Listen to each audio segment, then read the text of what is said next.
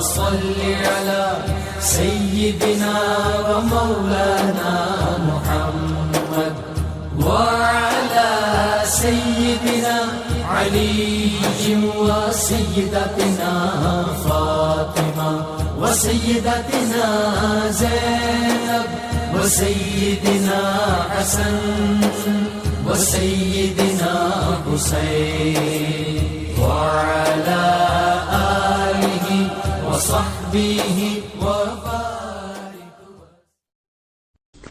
اعوذ باللہ من الشیطان الرجیم. بسم اللہ الرحمن الرحیم. الحمد للہ رب العالمین والصلاة والسلام علی اشرف الانبیاء والمرسلین واہل بیتہ الطیبین الطاہرین المعصومین. اما بعد.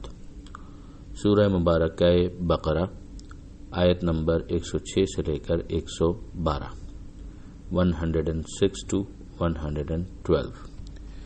اس صفحے پر پروردگار عالم نے ابتدا میں نسخ شریعت کے حوالے سے بات کی ہے کہ اگر کوئی ایک شریعت آتی ہے اور اس کے بعد اس کو منسوخ کر دیا جاتا ہے، یا ایک ہی شریعت کے اندر کوئی حکم آتا ہے اور پھر اس حکم کو منسوخ کر دیا جاتا ہے. شریعتوں کے منسوخ ہونے کی مثالیں کہ اس وقت شریعت محمدی نافذ ہے اور اس سے پہلے شریعت نوح علیہ السلام بھی رہی، شریعت موسیٰ علیہ السلام بھی رہی کہ جن کو منسوخ کر دیا گیا.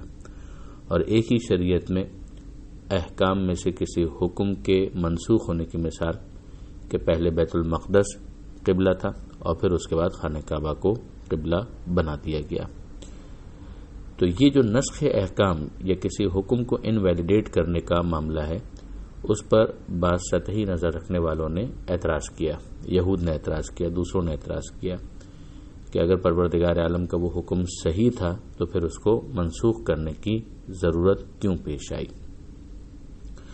اس بات پر توجہ کرنے کی ضرورت ہے کہ اگر کوئی یہ سمجھتا ہے کہ شریعت یا شریعت کا کوئی حکم اس وجہ سے منسوخ ہوتا ہے کہ کوئی پچھتاوا بعد میں آ گیا، ریئلائز ہو گیا کہ پہلا حکم غلط تھا، تو یہ خدا کے باب میں ناممکن ہے. انسانوں کے بنائے ہوئے قانون میں تو کسی پچھتاوے کی گنجائش ہو سکتی ہے، مگر خدا کے بنائے ہوئے قانون میں جو علی کل شیء قدیر بھی ہے اور علیم بذات الصدور بھی ہے، یعنی ہر چیز کا علم بھی ہے اور اس کے پاس قدرت بھی ہے، تو اس کے باب میں یہ چیز ناممکن ہے. مگر حکم کے یا شریعت کے منسوخ ہونے کی ایک اور وجہ خود اس مصلحت کا تقاضا کہ جو لوگوں کے حوالے سے ہے کہ انسانوں کے لیے پروردگار عالم کے بارے میں یہ سوچنا کہ وہ مصلحت کے تبدیل ہونے کے باوجود بھی حکم کو نہیں بدلے گا، یہ بہت بڑا سوء ظن ہے. یہ تو اس کے رب ہونے کا تقاضا یہ ہے کہ وہ جب یہ دیکھے کہ انسانوں کی مصلحت اس کے اندر ہے کہ اس حکم کو تبدیل کر دیا جائے، شریعت کو بدل دیا جائے، تو بھی وہ شریعت کو بدل دے گا یا حکم کو تبدیل کر دے گا. اور یہ خالصتاً خدا کی ججمنٹ کے اوپر ہے. اگر آپ غور کریں کہ ایسا ہوتا ہے کہ لباس میں کوئی خرابی نہیں ہوئی ہوتی، مگر بچے کا سائز بڑھ جانے کی وجہ سے اس لباس کو تبدیل کر دیا جاتا ہے. یہاں لباس میں کوئی خرابی نہیں تھی، نہ اس لباس کے بنوانے میں کوئی پچھتاوا تھا، مگر معاملہ یہ ہے کہ اس بچے کا سائز تبدیل ہو گیا، لہذا اس کی وجہ سے اس لباس کو تبدیل کر دیا گیا. پھر ایک وقت وہ آتا ہے کہ جب سائز کے اندر تبدیلی ایز سچ نہیں ہوتی ہے تو پھر لباس کو بھی تبدیل کرنے کی ضرورت نہیں پڑتی اگر لباس کے اندر پائیداری ہو. پروردگار عالم کی ججمنٹ یہ ہے.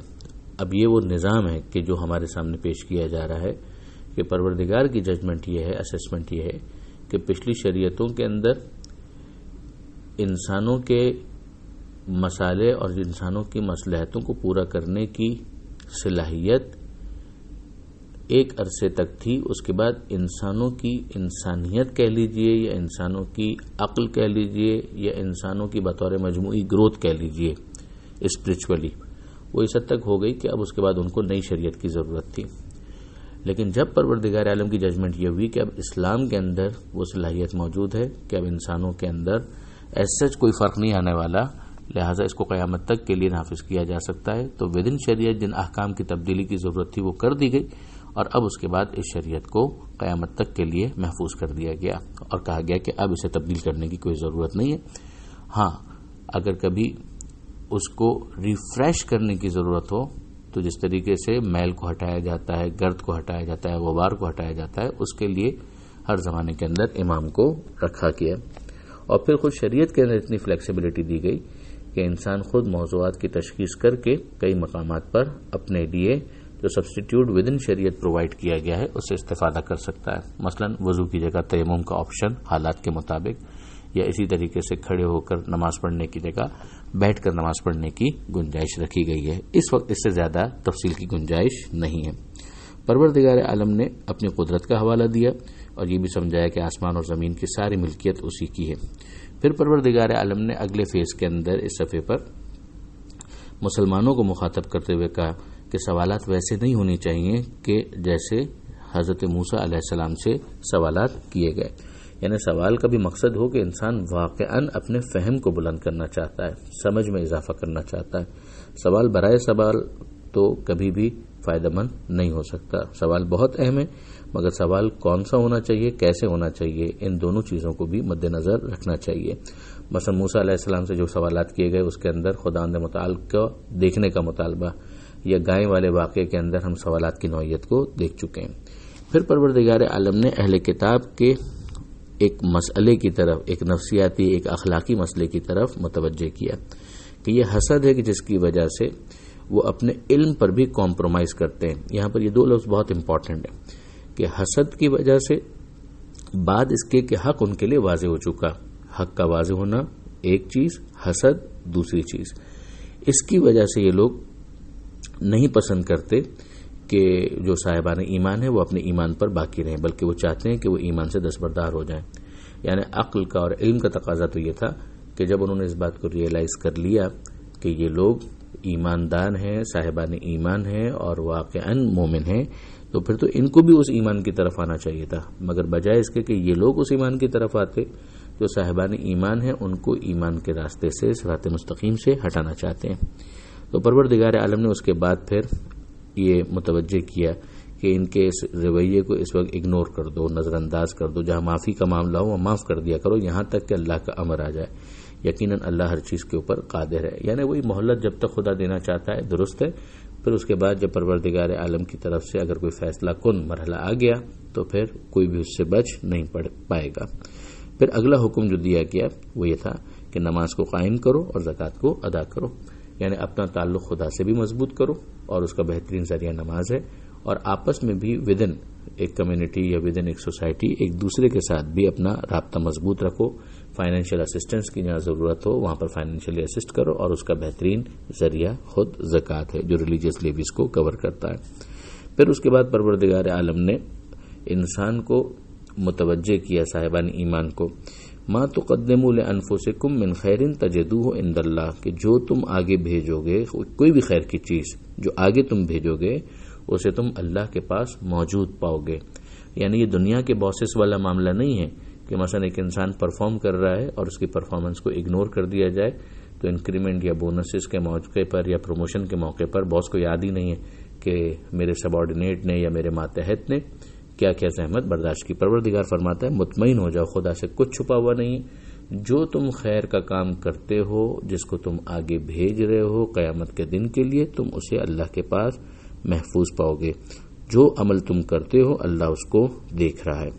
آخری حصہ جو اس صفحے کا ہے اس میں پروردگار عالم نے پھر جو آرزویں اور تمنائیں تھیں ان کی طرف متوجہ کیا جن کی کوئی بیس نہیں ہوتی. ایک میں پہلے بھی عرض کر چکا کہ جس کو امانی کے ذریعے سے تعبیر کیا گیا کہ ایک تو وہ انسان کی خواہش ہے کہ جس کے لیے وہ سیریسلی ایفرٹ کرتا ہے، اور ایک یہ انداز ہے کہ یہود کا، تو اس کو یہاں پر سمجھایا جا رہا ہے کہ ان لوگوں نے کہا کہ جنت میں داخل نہیں ہو سکتے مگر یہود اور نصارہ. ظاہر ہے کہ وہ ایک دوسرے کے بارے میں بھی ایسی کوئی بات نہیں کہتے تھے، مگر اوور آل اہل کتاب کا اپنے بارے میں یہ نظریہ تھا، یہود کے بارے میں، نصارہ کے بارے میں. تو پروردگار فرماتا ہے کہ تلک امانیہم، یہ ان لوگوں کی خام خیالی ہے، یہ ان کی آرزویں تو ہو سکتی ہیں مگر ان کا حقیقت سے کوئی تعلق نہیں ہے.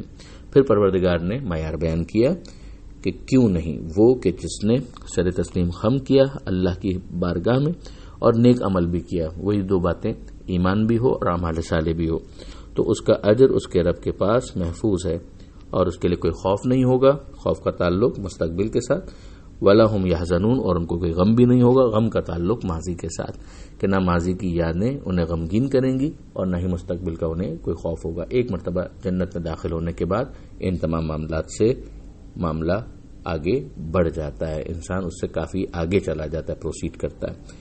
پروردگار عالم سے دعا ہے کہ وہ ہمیں قرآن مجید سمجھنے اور اس پر عمل کرنے کی توفیق عطا فرمائے اور وارث قرآن امام زمانہ کے ظہور میں تعجیل فرمائے. وآخر دعوانا ان الحمد للہ رب العالمین، والسلام علیکم ورحمۃ اللہ وبرکاتہ.